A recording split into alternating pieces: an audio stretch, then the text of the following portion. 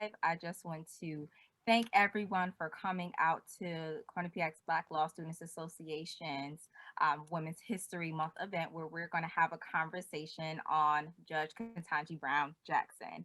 So, for those who don't know, my name is Fontaine Chambers. I am the Vice President of Quinnipiac University's Black Law Students Association.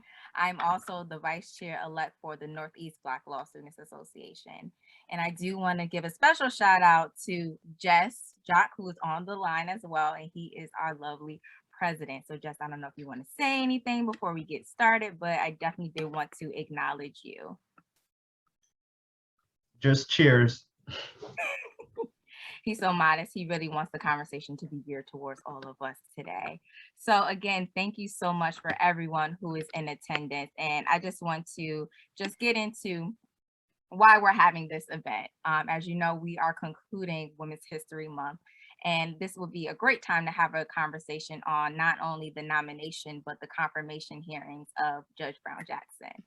So before we get into that, we have two phenomenal judges on the line with us today. So first, I would just like to go over their intros, then we'll get into some questions, and then I'll leave about 10 to 15 minutes for questions from the audience. So I hope that works with everyone. So first we have retired Superior Court Judge Angela C. Robinson. She is an author, equity advocate, law professor, mediator who works through various disciplines to build community. Her academic areas of interest include legal history, particularly which involves Black women judges, evidence, alternative dispute resolution, critical race theory, and additionally, she provides diversity, equity, and inclusion consultations and coaching.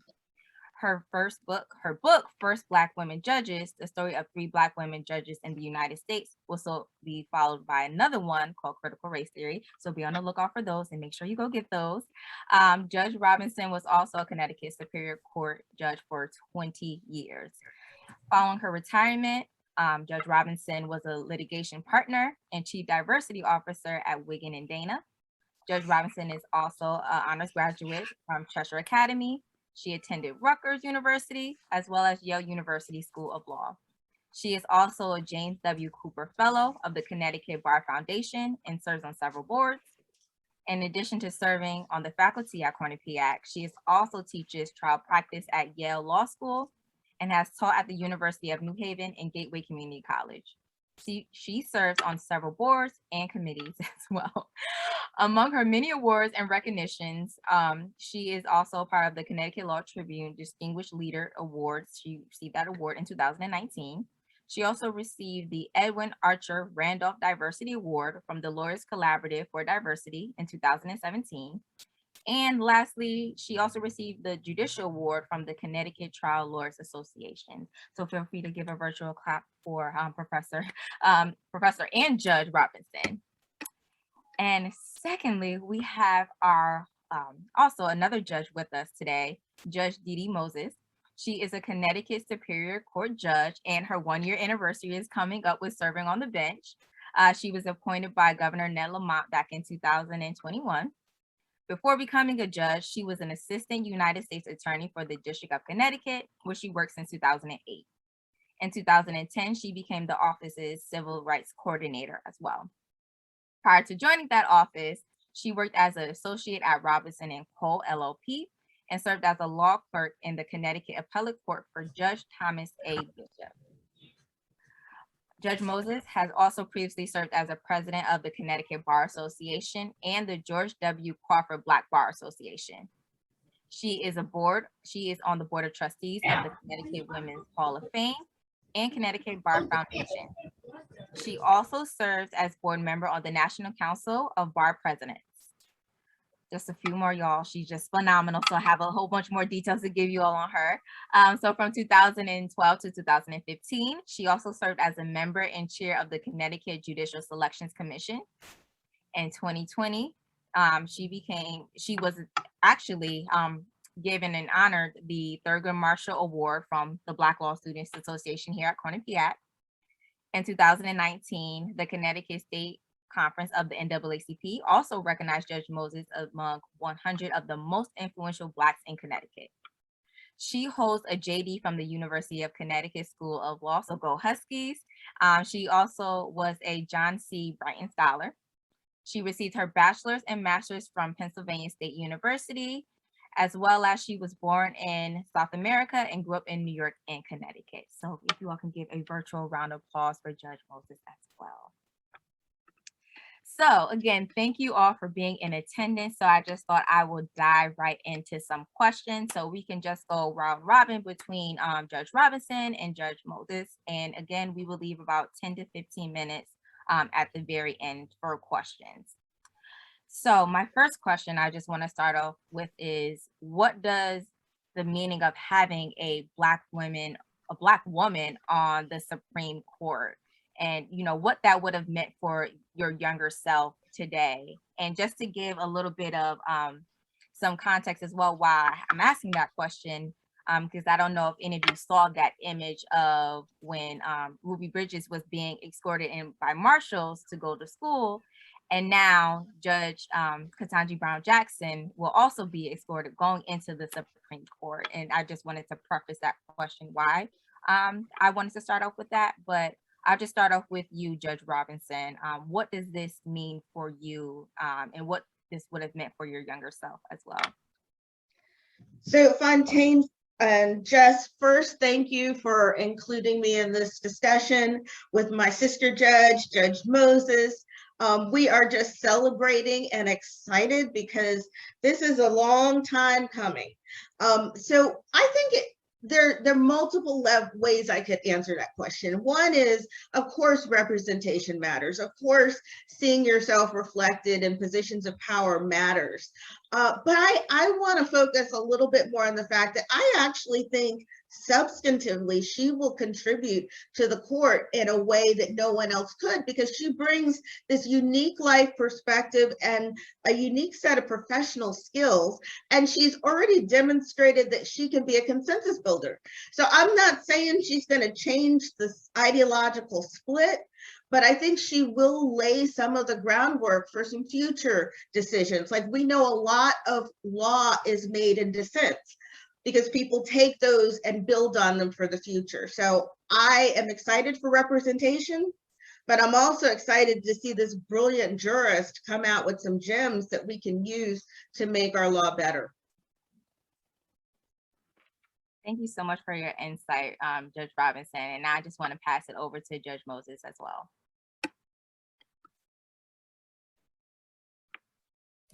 Yeah, it's funny because I want to first thank you guys all for even inviting me to be part of this conversation. It's a conversation that my girlfriends, and hopefully you guys all have a group of girlfriends that you can lean back on and talk about issues in a more controlled environment. But it's a topic my girlfriend and I spent some time talking about. And I think, I want to acknowledge that I'm older, so I'm going to talk about how my current young self benefits from this. I think that it's really empowering to know that we're in different times and things are changing, and possibilities that may not have existed for my parents, my mentors, may exist for me, may exist for people who are younger than me, and that there is a wind of change coming through. And I think that is really empowering. My mom always said, follow your heart and don't worry about what has been done and what has not been done. Just worry about what you want to do. And it's hard to think about that in a sterile space because you don't even know what's possible, right? And so how can you think beyond what's possible if you're not even sure what the confines are? And I think just seeing her ascend to this level really opens the gates of possibilities to a bunch of things, right? And I think sends a message to us all that we should not be limited by what we have seen others do before us, that we can be the trailblazers for our generation behind us. I was listening to a podcast by Oprah, and she was talking about herself starting her own network. And she said, when she walks into the room, she walks in carrying all of the women that came before her and will come after her, right? And she recognizes that when she walks into a room, she's doing that because she's setting the stage. She's letting people know what's possible. She's opening doors. And when you open those doors, you open people's vision of what exists and what can be. And so I think it's extremely, extremely empowering for me as a young judge, for me as a woman, for me as a person of color.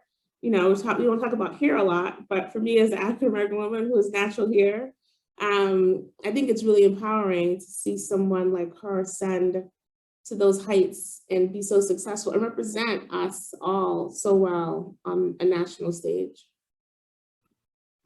I love that, especially the importance of representation matters. And to your point, Judge Moses, our hair, excuse the background, our hair is a part of our culture and who we are. So just seeing someone on that stage and just wear her hair so beautifully, I think that just speaks volumes for us and even future generations of young girls.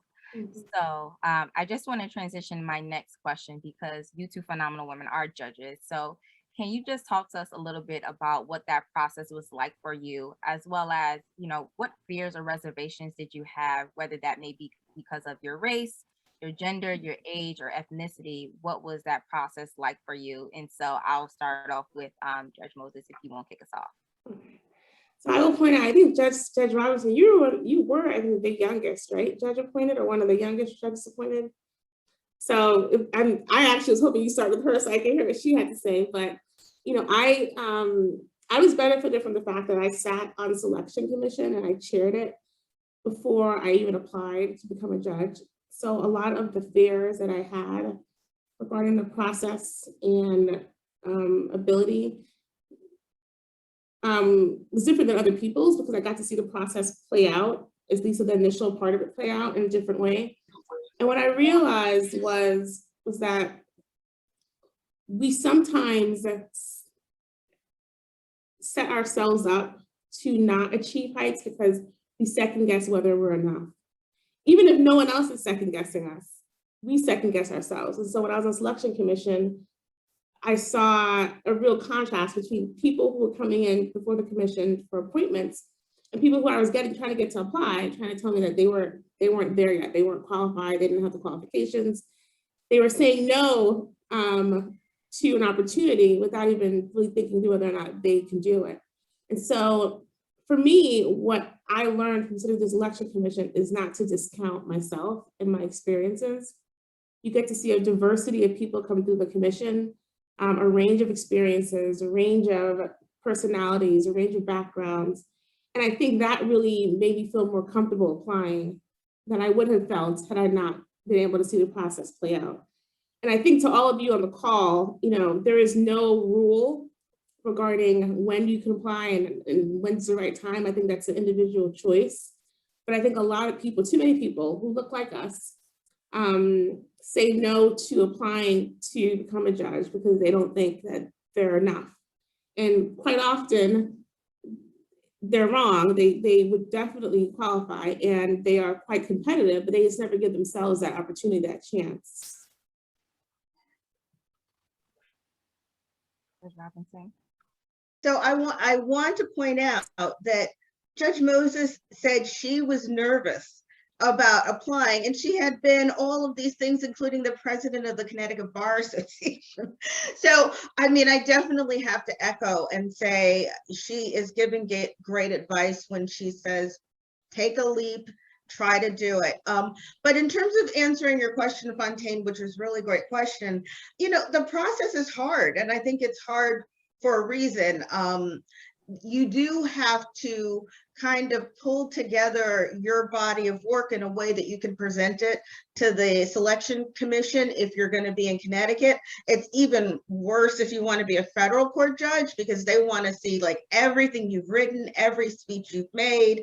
And so what I would tell law students now is just start keeping track of what you're doing, what you're writing, where you're speaking.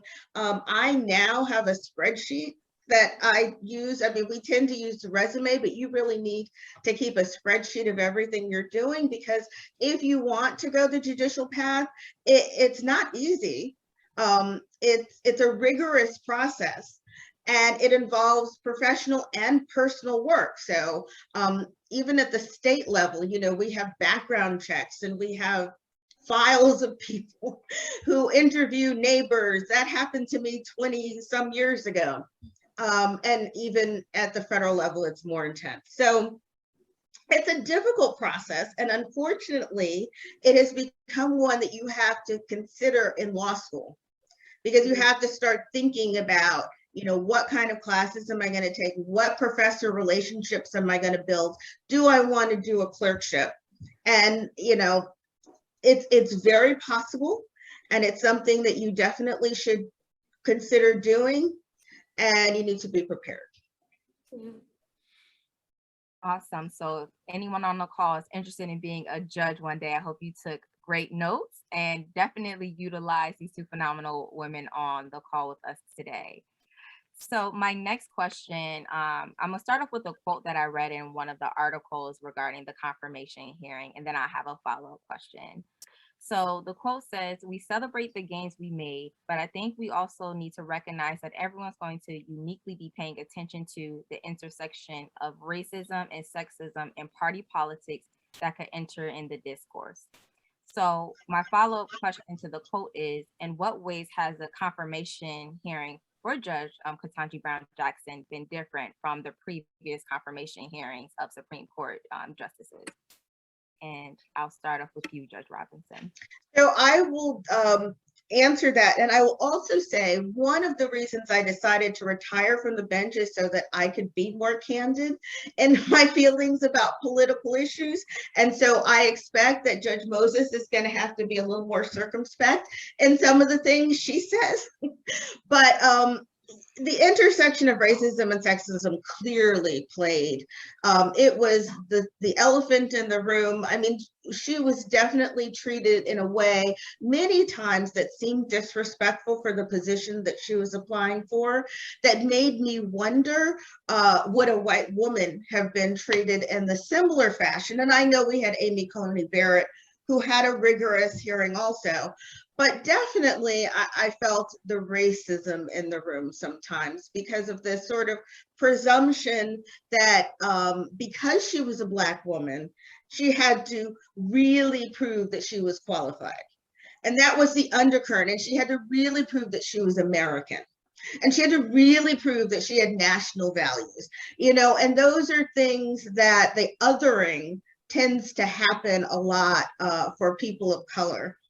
And then the mansplaining and heaping and cutting her off was definitely evident of gender discrimination, I think. And, you know, she would never have been allowed a Kavanaugh moment.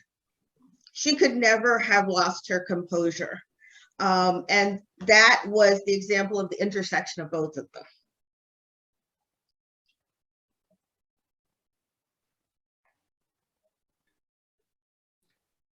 So it's interesting. My mom is one of my spiritual guides, and one of the things that she's been trying to reinforce to me that I struggle with. So don't take this as me reaching any level of spiritual development. But my mom said to me at the beginning of the hearings, you know, none of us expected her to walk in those hearings and it to be smooth sailing and them asking questions.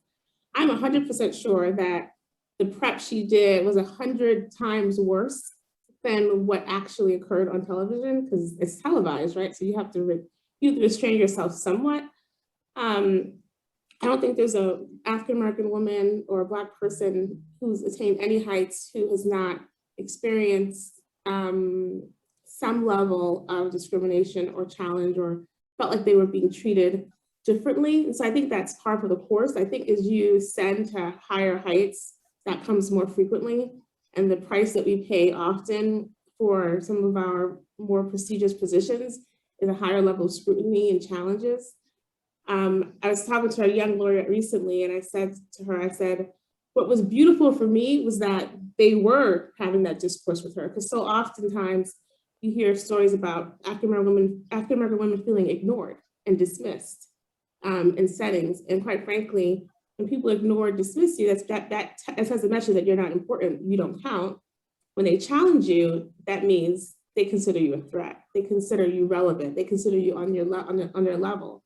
And I think that itself sends a message to all of us that they thought enough of her, right? That they decided to have that kind of discourse with her, to try to find her weak points, to try to find her issues, because they recognize that she's on their level, and they could not just ignore her or dismiss her presence because they understood what it meant. But the more important thing is that my mom always tells me is to understand who you are. So, you know, for all of you in law school, this is something you should kind of prepare yourself for as you enter into the profession. These are challenges that I think you're going to have to face on some level. And the question really is, how do you get through it? How do you maintain your composure? And I think you do it the way she does it, right? You have to have a strong sense of who you are, what you're capable of, and treat those challenges as challenges, but not have them define you, and not have them seep into your subconscious, making you feel like you're inferior or you're not worthy or that they are valid in any way. So you can't let that type of discourse invalidate you by accepting it as the truth. And I think that, in my opinion, you could see from her answers and her composure that the answers were coming to her and going through her, but they were not being absorbed by her. She wasn't absorbing that energy. She wasn't absorbing the baggage that came with those questions or the environment.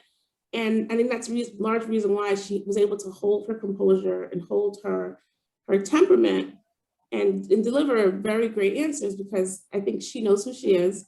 She's probably been here a billion times before. And I think she was ready. And I think that's a beautiful thing. I think it's a message to all of us about, you know, how to maintain our composure in very trying circumstances. I want to add a little bit to that answer, because I did get to sit as a judge for 20 years. And she's been a judge for 10 years. And one of the effects of that experience is you learn what it is like to feel truly respected. So if you're a judge in the court system of Connecticut, you every day are having people who listen to you, who laugh at your jokes, who do what you say, and you begin to see what true respect feels like. And so one of the reasons I think it was hard for me when I retired to go back into a firm with a rigid hierarchy is, like, I knew what it felt like to be respected, and I couldn't work in any place that didn't do that. So what I'm saying is, I agree 100% with what Judge Moses said. She knew her goal and she let those answers flow through her, but she felt the disrespect because she knows what it feels like to be respected. Yeah. Well, seeing her cry, you could see when she started to cry after Cory Booker spoke that she felt it. Something, you're going to feel it, right? You're absolutely going to feel it. You would be inhuman to not feel it or recognize it. The question is, what do you do with that, right? How do you react? And every day of my life, in my personal and professional life, I struggle with how do I respond? Because your response to something is really more important than the behavior itself, right? You decide every moment of your life, how are you going to react to something that comes to you? And your response sends a message, sends a stronger message than the action that came to you. And I think that, you know, watching her cry, it was her little piece of, you know, our little clue that this what she felt it, right? But she knew how to compose herself and respond and not let her feelings overcome her so much that she was unable to answer the questions properly.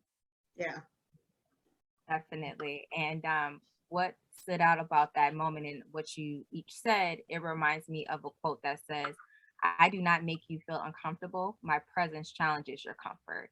And that was very telling throughout the entire confirmation hearing, that her mere presence, her mere existence of being in that space really challenges their comfort, challenges the status quo and what we've been used to as the norm. So I think that is very telling, that just her mere presence, her composure, and she knew that she couldn't act a certain way. She knew that, unfortunately, she doesn't have the privilege to act like Justice Kavanaugh during his hearings.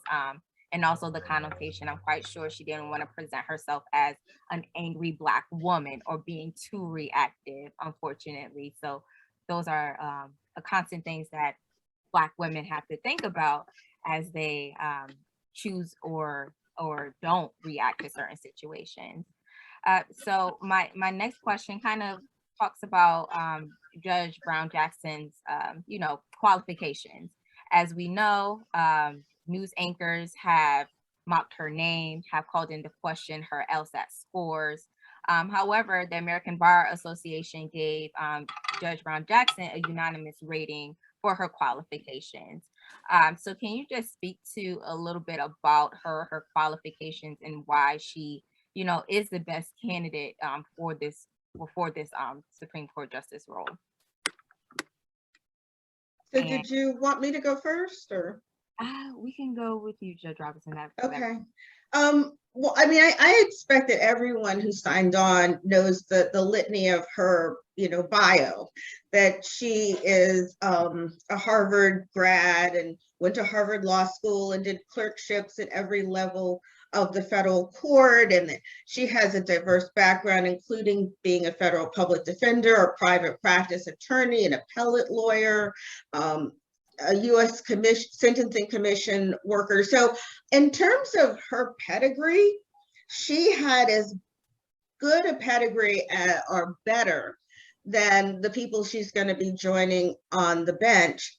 And to me, that is also, that's why I'm a little bit sad. It's like you almost had to be perfect in order to even get a chance, because her pedigree is just about perfect. I think the only thing that maybe other justices have that she did is a little longer time on the Circuit Court of Appeals. So, when they began to talk about her qualifications, I mean, that was never going to fly. That was just never going to fly.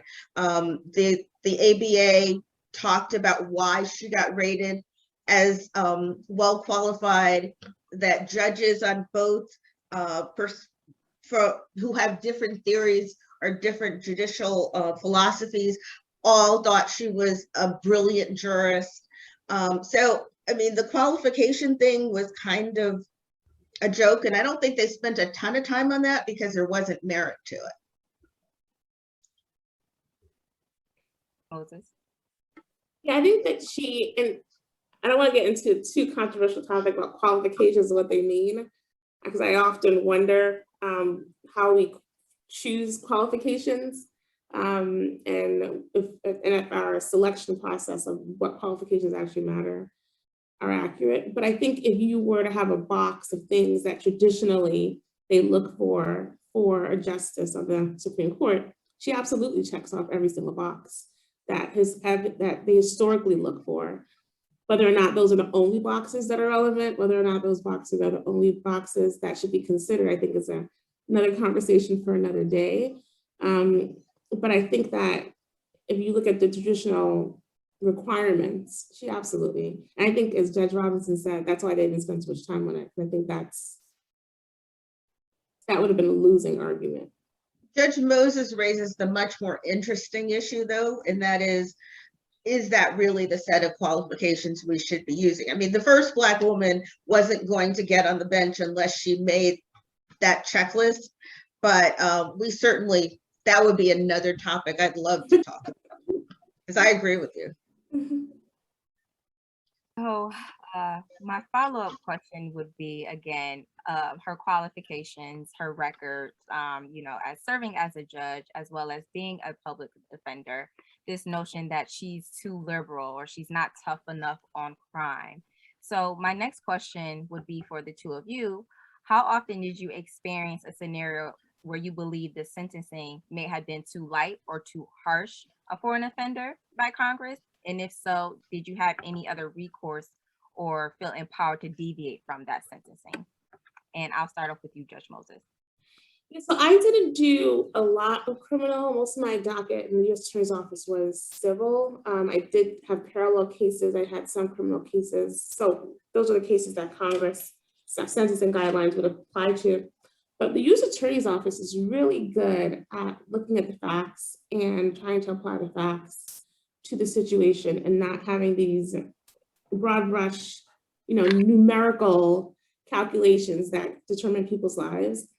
So I think that in practice, while you have the sentencing guidelines, people use their common sense, and prosecutors, especially in Connecticut, I can't speak for the entire USA, but especially Connecticut, the U.S. Attorney's Office, they're very good at looking at the crime, the person's criminal history, and then making a sound decision based on that, not on some abstract, sterile, numerical calculation. I think that's really important. At the Superior Court level here, there's no federal guidelines that we use for that. But the one thing that I love about my current assignment is that I think Connecticut just generally is a small state. People's reputations are crucial.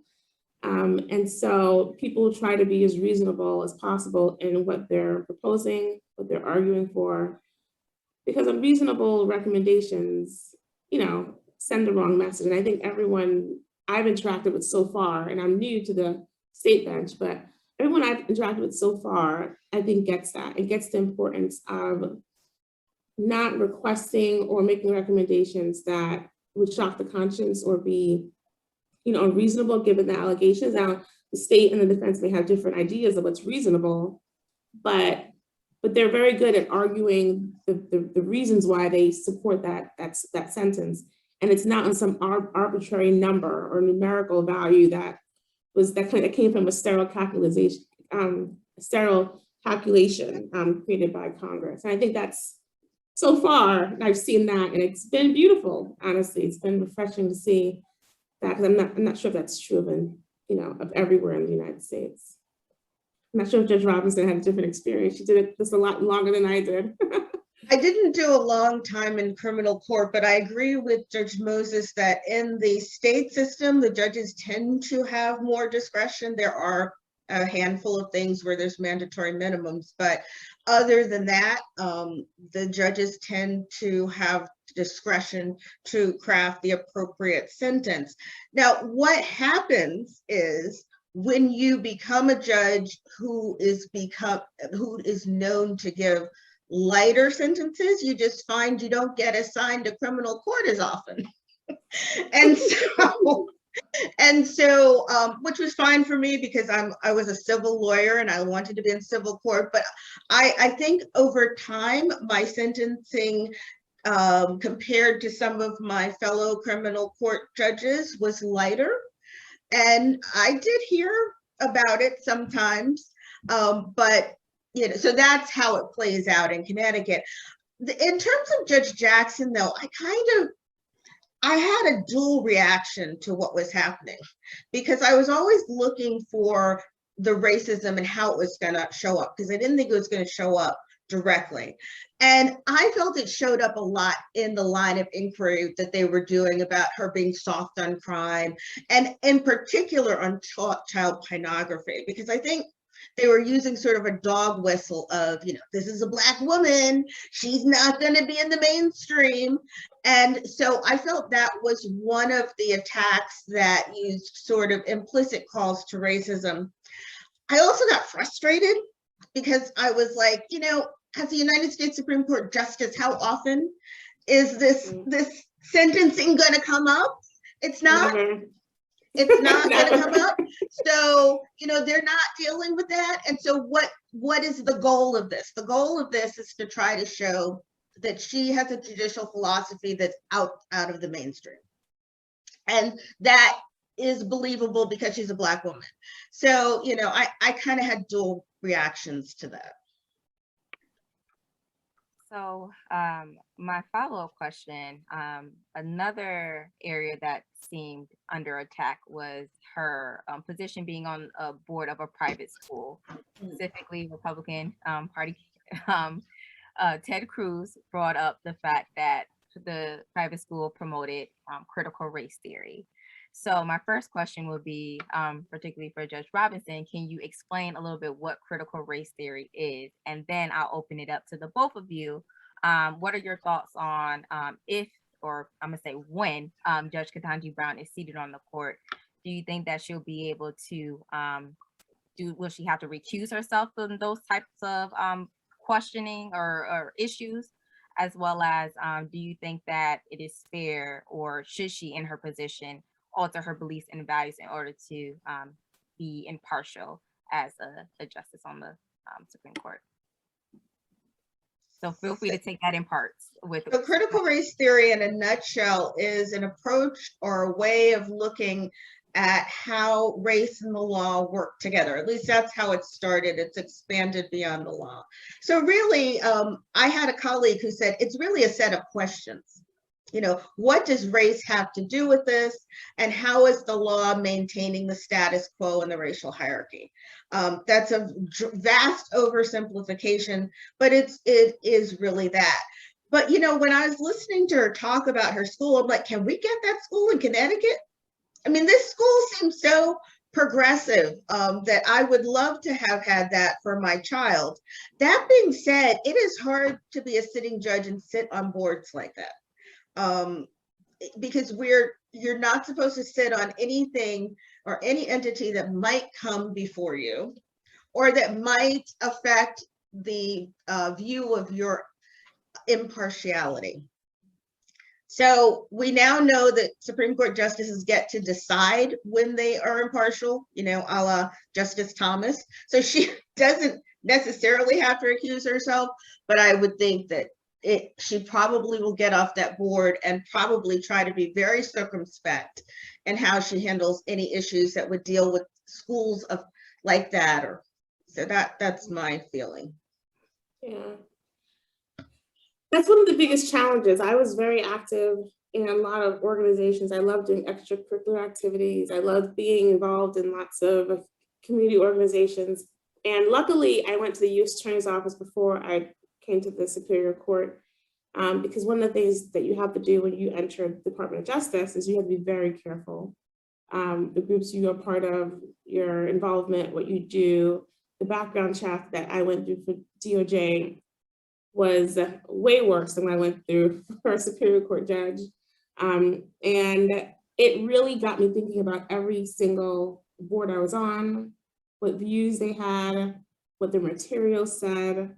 And it's not even that I couldn't be impartial if a group that I was part of had controversial views, but it's the appearance of impropriety, right? That's really important. And so when you're at the Department of Justice, you spend most of your time trying to make sure that people trust you, people are willing to work with you, people think that you're going to have a straight up fair shot if they have a case with you. And so the last thing you want is for someone to believe that you are somehow biased or swayed before you even walk into a room.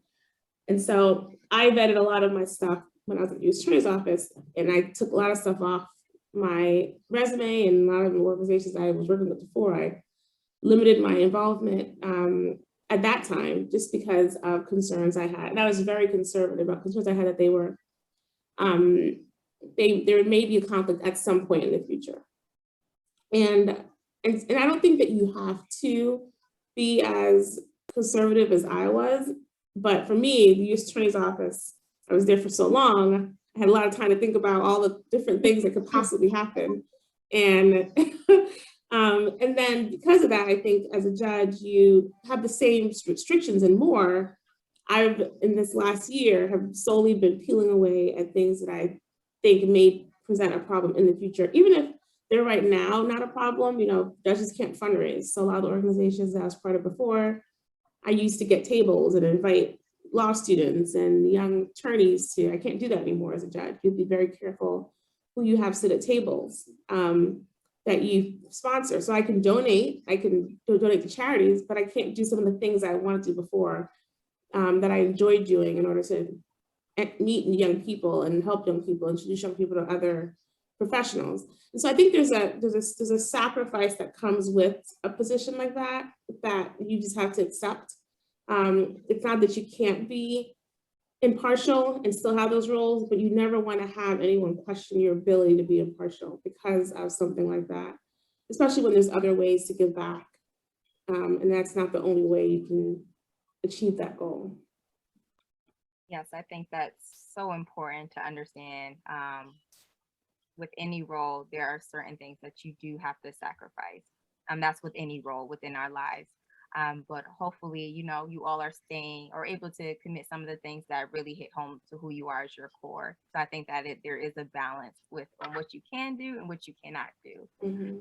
So I just have a few more questions, and I'm gonna leave the last 10 minutes open to the audience. So want to transition a little bit to a lighter note.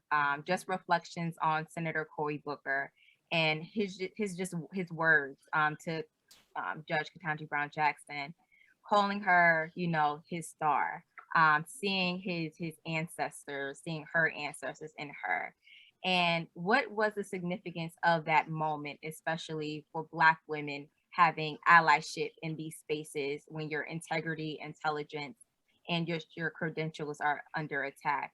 What was the significance of that moment for the both of you? And I'll start off with Judge Moses.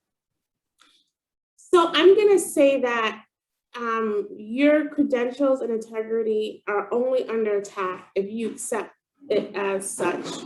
I think that you make a decision every time someone asks you a question. Cleaning crews here. Everyone asks you a question or challenges you on how you want to, again, interpret that question, engage that question, and respond. I think a lot of times we fail to see the opportunities that exist in those situations. I have, my mom is 4'11". She's the tiniest person in the world. She's like, always in my entire life been a lot taller than that to me, because her way of responding to everything in life is so much bigger. And she uses every opportunity she can when she faces problems to show people who she really is. And I think she waits for them. There's a quote I saw that says, strong women, when they see a challenge, give it a wink. I think that's my mom. I think she's always like, bring it. Every single challenge, every single, anything that other people would probably think as something that would hurt them, I think she sees it as an opportunity to show the world who she truly is and show the world her abilities and why she is where she's at today. And so I think that one of the great things about you guys is that you're new in your career, you're starting out, and you get to define those moments, right? You get to decide in those moments how you want to respond, how you want to react to those questions and attitudes and issues, and you get to redefine those moments in a way that's appropriate for you. And I think that most people don't appreciate how much power they have in that space. And the beautiful thing about that is most people don't see it coming. Most people don't expect it.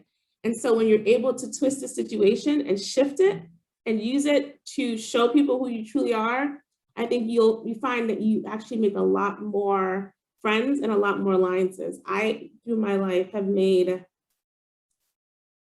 friends in the most interesting places. And all through the ability to take a situation that could have been perceived as something very difficult or challenging and shifting the way I approached it, shifting the way I addressed it, shifting the way I interacted with it. And so I think that that's one of the things that I would say about just this whole experience in general. When I was looking at her interviews, I think I was looking at it as an opportunity, not only for her, but for all of us, right? Because right now, as far as I'm concerned, the door is open, right? You have an African-American woman, biracial woman in the vice presidency. You have a lot of Black women getting seats on courts of appeal that never had the opportunity for. You have one being considered for the Supreme Court. The spotlight is on, the doors are opening, people are paying attention. The status quo is being questioned. And if someone's questioning who you are and questioning your abilities, it's your chance and your opportunity to show them just who you are. And to really change the discourse and change the conversation, not just for you, but for those also who are coming behind you. Judge Robinson. So beautifully put, and I only going to say one thing because I want to save time for the questions, but I agree, and Cory Booker modeled how we can be allies. he showed the power that we have when we see someone going through something. I don't think anyone else on that committee could have connected with her at that moment in the way he did. And that is something that we can all aspire to do when we see people sort of in the middle of it. Okay, this is my last question, so I'm gonna try to wrap it up really quick because I want to get to any of the questions that the audience has. But throughout the confirmation hearing, the whole notion of persevere came up. Even though it came up at the end, it was reflected throughout the entire confirmation hearing. So again, Judge Ketanji Brown Jackson shared that intimate encounter that she had with another Black woman, telling her to persevere. What advice do you have besides perseverance for the individuals on the call to get through law school? As we're about to approach finals coming up, what advice do you have, even when it feels like you can't persevere, how to keep trucking along and just fighting the good fight? And I'll start with Can I just tape what Judge Moses just answered and use that as my answer? I didn't really answer your last question. I got so caught up in that. I thought no, because I just say, play that back, play that answer back, because that's my answer. It's funny, when I was in law school, I worked out with one of my girlfriends every morning, and we woke up at 5 o'clock and we worked out, and we did yoga, we ran, we did a bunch of different things, and we got an opportunity to take a break and kind of remove ourselves from the intensity, the insanity of law school. I never really appreciated why that was so important until I have a friend who practices Buddhism, and she was talking to me about when you are in water and that water is turbulent and it's moving and it's shifting, you can't see to the floor.